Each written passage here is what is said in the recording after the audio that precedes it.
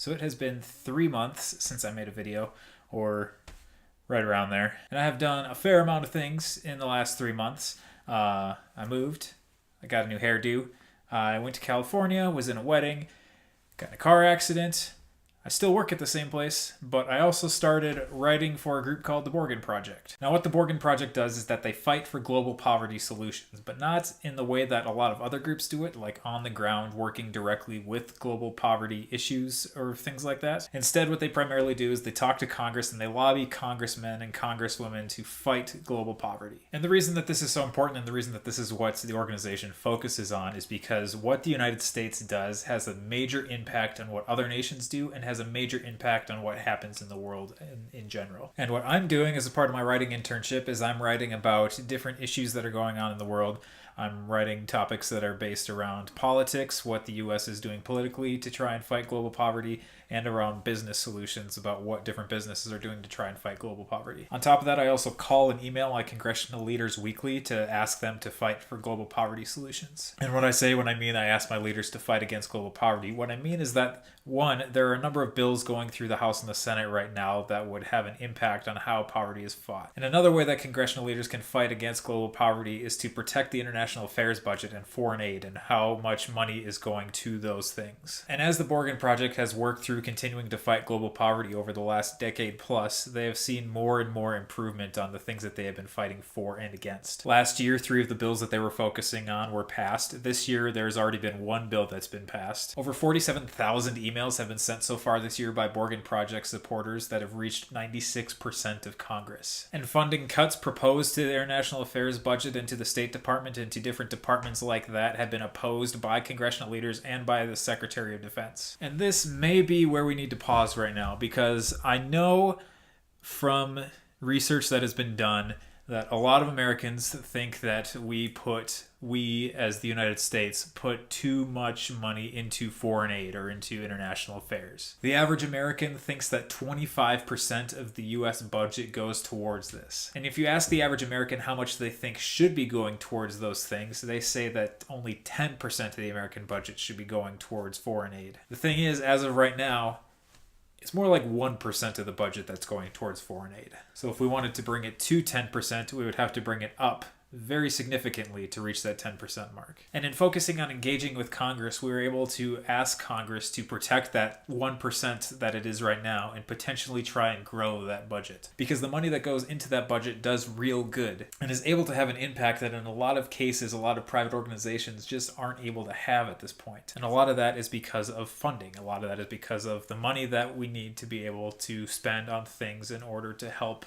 a lot of people get out of poverty. And even with concerns about how that money is being spent or how we are using our aid to help other countries, there's literally a bill in Congress right now that is fighting to make sure that that process is more efficient and more effective and that we know how that money is being spent. And at this point, I could continue to throw statistics at you. I could show you pictures. I could talk about natural disasters. I could talk about famine or disease or any of those types of things. I could talk about my own experiences working to help build houses in Haiti or working to help vaccinate chickens doing microfinance in Guatemala or learning about human trafficking in the Netherlands. But at a certain point, part of the reason that has been so hard to try and figure out how to make this video is because so many times what happens when we're trying to think about how to help people living in poverty is that it's this thought that we have of the people who ask us why we spend our money the way we do, or why we're letting certain things go to waste when there are starving people around the world. The types of feelings that often feel incredibly condescending. Even trying to talk about it feels like there's just like condescension in the air. But the thing I've thought about so much about my experiences or trying to figure out how to try and help people is how much is it that I personally am able to do. It is absolutely fantastic that there are people who are able to work on the ground. It is absolutely fantastic that they're able to get into communities, that they're able to find the needs of the people living there, and they're able to help people with those needs. But while I think we all should have some sort of experience like that, going in and actually seeing what conditions are like in different communities, I know that not everyone is able to do that. And I know that not everyone is able to do that as their career. This is all leading into the what can I do portion of the video. Number one, very simple, you can call Congress. The second thing you can do is you can donate to the Borgen Project. What does the money that you donate go to? Well, 93% of it goes to actively fighting global poverty. That's primarily done through being able to meet with Congress people, to get to Washington and to get meetings with the Congress people in order to talk to them about the legislation going through Congress. To give you an idea of how much money we're talking about, $5,000 is what one aid agency needs to build a well to give water to 250 people. The Borgen Project needs $2,000 to set up meetings with 70 congressional leaders in order to build support for a bill that would provide water to 100 million people. This is why engaging in policy is so important, is because so many people can be helped through legislation. Now, as a part of my internship, I have been tasked with helping to raise $500. Now, what you can do to help support my fundraising campaign is you can go to borgenproject.org/Eric-Beck,